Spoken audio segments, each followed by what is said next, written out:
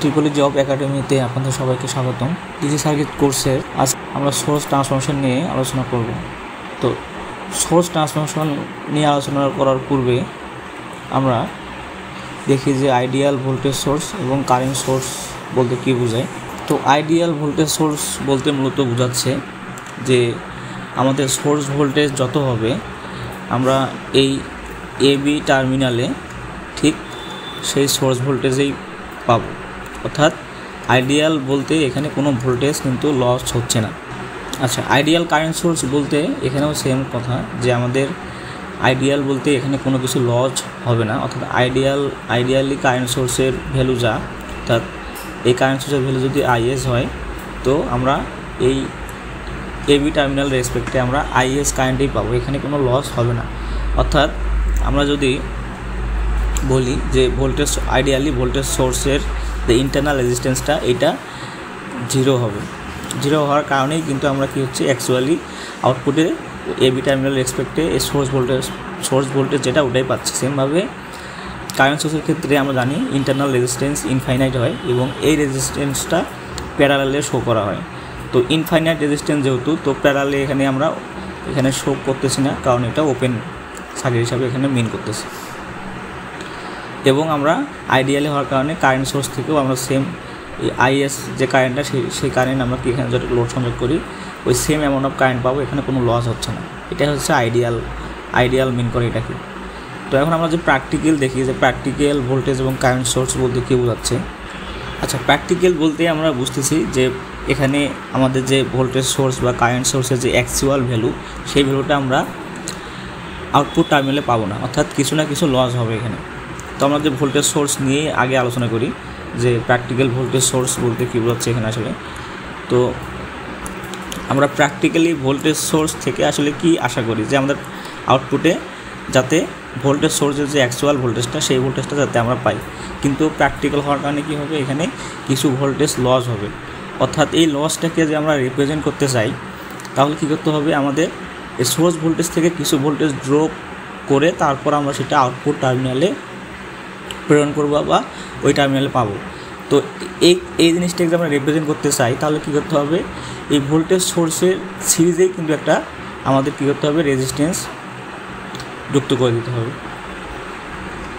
এই রেজিস্ট্যান্স আমরা প্যারালালে দেই তাহলে কিন্তু কী হবে যে আমাদের প্র্যাকটিক্যালি যে ভোল্টেজটা কিছু কমবে সেটা কিন্তু আমরা আর পাচ্ছি না, কারণ প্যারালালে আমরা জানি যে আমরা যদি এই যে আমাদের ভোল্টেজ সোর্সটা আছে এর প্যারালালে যে আমরা একটা রেজিস্ট্যান্স যুক্ত করে বলি যে আমাদের এটাই প্র্যাকটিক্যাল ভোল্টেজ সোর্স, তাহলে কিন্তু আমাদের প্র্যাকটিক্যাল ভোল্টেজ সোর্সে যে একটু কম ভোল্টেজ পাবো সেটা কিন্তু আর হচ্ছে না, কারণ আমাদের প্যারালালে আমরা জানি আউটপুট যদি আমরা এখান থেকে একটা যে আমরা রেজিস্ট্যান্স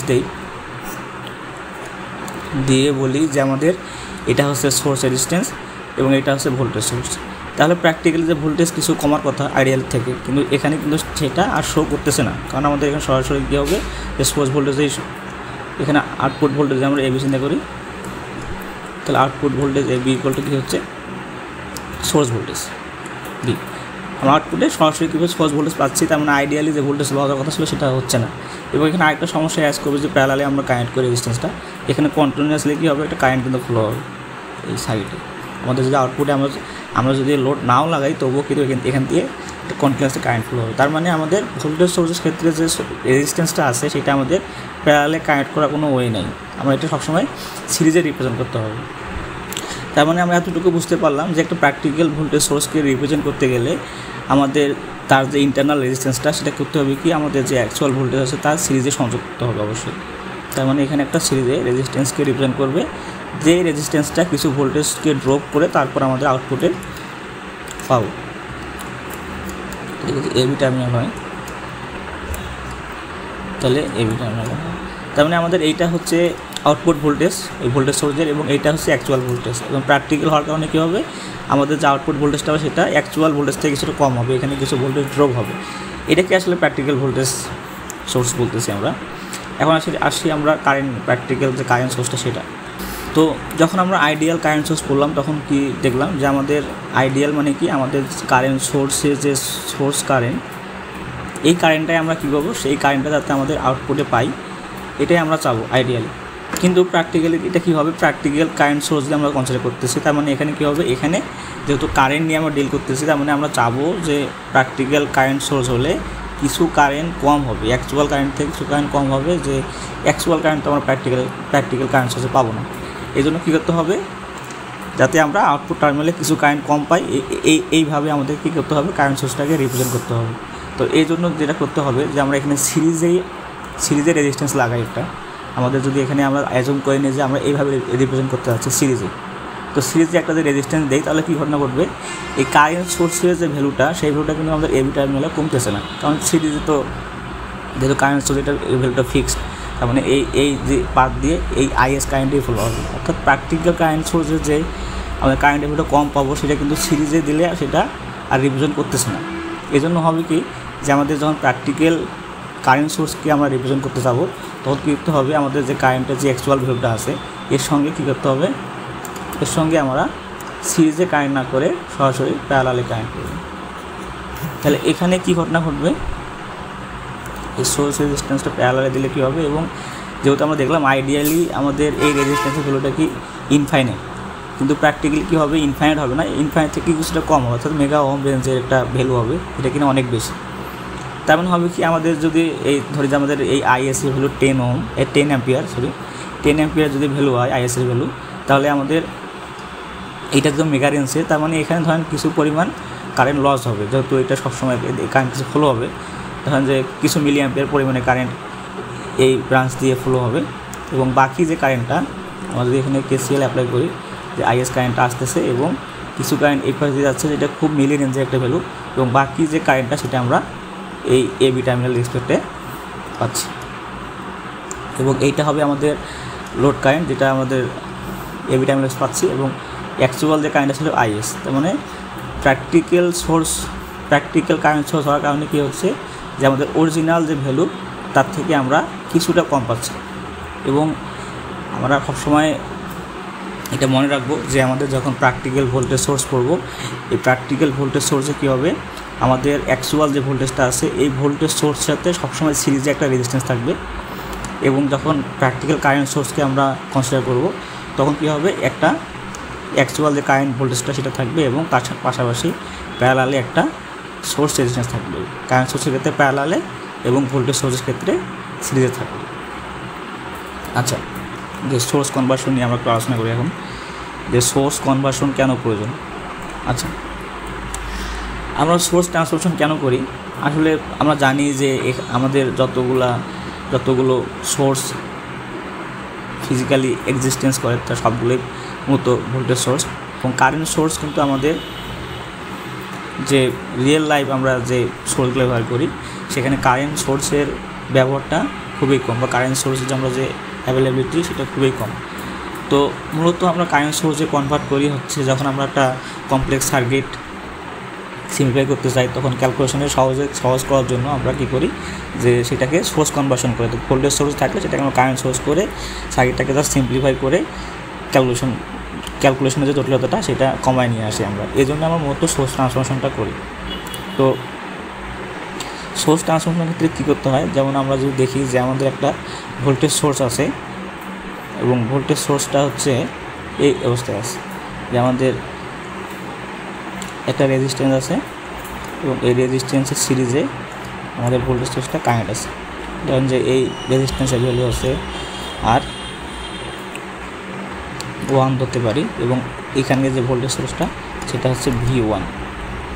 তো এটা কি হবে, এইটা মূলত হচ্ছে কোনো একটা রিয়েল সার্কিটে কী হবে, কোনো একটা পয়েন্টে যুক্ত থাকবে। কিন্তু ধরেন যে আমাদের এই পাশে আরও কিছু সার্কিট আছে অথবা এই পাশে কোনো সার্কিট আছে, তার সাথে আমাদের কী হবে, এই যে ব্রাঞ্চটা আছে এই ব্রাঞ্চটা হয়তোবা যুক্ত থাকতে পারে।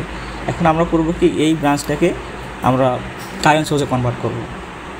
তো কারেন্ট সোর্সে কনভার্ট করার ক্ষেত্রে আমাদের প্রথমত মাথায় রাখতে হবে যাতে যে পয়েন্টে আমাদের যে ভোল্টেজ সোর্সটা যে পয়েন্টে কানেক্টেড আছে সেই সেম পয়েন্টে আমাদের কারেন্ট সোর্সও কিন্তু কানেক্ট করতে হবে। পয়েন্ট চেঞ্জ করলে কিন্তু সেটা আর সঠিক ভ্যালু দিবে না। তো এটা আমাদের ভোল্টেজ সোর্স, আমাদের সেটা কারেন্ট সোর্সে কনভার্ট করতে যাচ্ছি। তো আমাদের কী করতে হবে, যেহেতু এই সার্কিট আমরা দেখতেছি পজিটিভ পোলারিটির উপর দিকে, তার মানে আমাদের কারেন্টের সোর্সের যে পোলারিটি সেটা উপর দিকে হবে এবং এই টার্মিনাল এ, এটা বি, এবং কী হবে এই টার্মিনালের রেসপেক্টে আমাদের একটা রেজিস্ট্যান্স থাকবে। এখন আসি আমরা দেখি যে এই ভ্যালুটা কী হবে, এই যে কারেন্টের যে ভ্যালুটা সেটা কী হবে। এই কারেন্টের ভ্যালুটা সিম্পলি কী হবে যে আমাদের এখানে যে ভোল্টেজ সোর্স থাকবে সেই ভোল্টেজ ডিভাইড বাই এই সার্কিটের যে রেজিস্ট্যান্সটা সেটা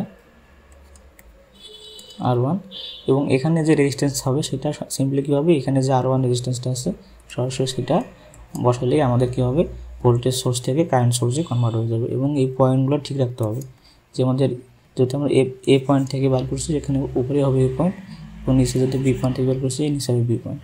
তো সিম্পলভাবে আমরা চাইলে ভাইস ভার্সা করতে পারি, অর্থাৎ কারেন্ট আমাদের একটা সার্কিট আছে যেখানে কারেন্ট সোর্সে আছে ধরুন এরকম অবস্থায়, ধরুন যেখানে এর ভ্যালু IS এবং এর ভ্যালু হচ্ছে RS, এবং এটা কি আছে, এটা এ এবং বি, ধরুন এ এবং বি টার্মিনালে অথবা পয়েন্টে যুক্ত আছে। তো আমাদের এখান থেকে কী করতে হবে, আমাদের এটা ভোল্টেজ সোর্সে কনভার্ট করতে যাচ্ছি আমরা। তো সিম্পলভাবে ভোল্টেজ সোর্স আমরা দেখি, ভোল্টেজ সোর্স হচ্ছে একটা সিরিজের রেজিস্ট্যান্স থাকবে এবং একটা ভোল্টেজ সোর্স থাকবে, এবং এই যে উপরে যে টার্মিনাল আছে সেটা এ হবে এবং নিচে যে বি টার্মিনাল আছে এটা বি টার্মিনাল লাগবে। এবং যেহেতু কারেন্টের ডিরেকশনটা উপর দিকে এই জন্য উপর দিকে পজিটিভ, নিচের দিকে নেগেটিভ। তো এখানেও সেম হবে, রেজিস্ট্যান্সের ভ্যালু যে এখানে যা থাকবে সেই ভ্যালুটা এখানে বসাবো, এবং এই ভোল্টেজের যে ভ্যালুটা হবে সেটা হবে অ্যাকচুয়ালি এই যে কারেন্টের যে ভ্যালু থাকবে সেই ভ্যালুটা ইন্টু এখানে যে প্যারালাল রেজিস্ট্যান্স থাকবে সেই রেজিস্ট্যান্সটা। তো এইভাবে আমাদের কী করতে পারি, কারেন্ট সোর্স থেকে ভোল্টেজ সোর্সে কনভার্ট করতে পারি। তো একটা জিনিস আমরা খেয়াল করব যে যখন শুধুমাত্র ভোল্টেজ সোর্স থাকবে একটা, এর মধ্যে কোনো রেজিস্ট্যান্স থাকবে না, ধরুন যে এটা ভোল্টেজ সোর্স এ বি, এটাকে আমরা সরাসরি কারেন্ট সোর্সে কিন্তু কনভার্ট করতে পারবো না। কেন কারেন্ট সোর্সে কনভার্ট করতে পারবো না, কারণ এখানে যেহেতু কোনো রেজিস্ট্যান্স নাই। তো যখন আমরা এটাকে কারেন্ট সোর্সে কনভার্ট করতে যাবো তখন কী হবে যে আমাদের কারেন্ট I ইকুয়াল টু কী হবে, যেহেতু এখানে রেজিস্ট্যান্স নাই তার মানে রেজিস্ট্যান্সের ভ্যালু কি এখানে 0, তার মানে আমাদের voltage V divide by resistance যদি 0 করি তাহলে কারেন্টের ভ্যালু কী হবে ইনফাইনাইট। তার মানে এখানে সিরিজে যদি কোনো রেজিস্ট্যান্স না থাকে তাহলে সেটা আমরা সরাসরি কারেন্ট সোর্সে কনভার্ট করতে পারবো না। সেমভাবে প্যারালালে এই শুধুমাত্র কারেন্ট সোর্স আমাদের কাছে আছে, এর প্যারালালে কোনো রেজিস্ট্যান্স নেই, অর্থাৎ কোনো রেজিস্ট্যান্স নেই। ওকে, তাহলে এটাকে যে আমরা এটা কারেন্ট I ধরেন, এরকম যে শুধুমাত্র একটা কারেন্ট সোর্স আছে কোনো প্যারালাল রেজিস্ট্যান্স নেই, সেটাকে আমরা চাইলে ভোল্টেজ সোর্সে কনভার্ট করতে পারবো না। কেন পারবো না, কারণ আমরা যেহেতু রেজিস্ট্যান্স এখানে আর ওপেন তার মানে এটা ইনফাইনাইট বোঝাচ্ছে। তো এখানে যে আমরা শুধু ভোল্টেজ সোর্সে কনভার্ট করতে চাই তাহলে কী হবে, এখানকার যে ভোল্টেজটা V ইকুয়াল টু কী জানি আমরা, যে এখানে যে কারেন্ট থাকে সেই কারেন্টটা ইন্টু এখানকার যে রেজিস্ট্যান্স সেই রেজিস্ট্যান্সটা আমরা বসাই।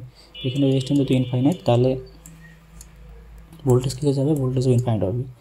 তো এটা একটা খেয়াল রাখবো যে আমরা যখন একটা ভোল্টেজ সোর্সের সাথে কোনো রেজিস্ট্যান্স থাকবে না তখন সেটাকে চাইলে আমরা কারেন্ট সোর্স করতে পারবো না।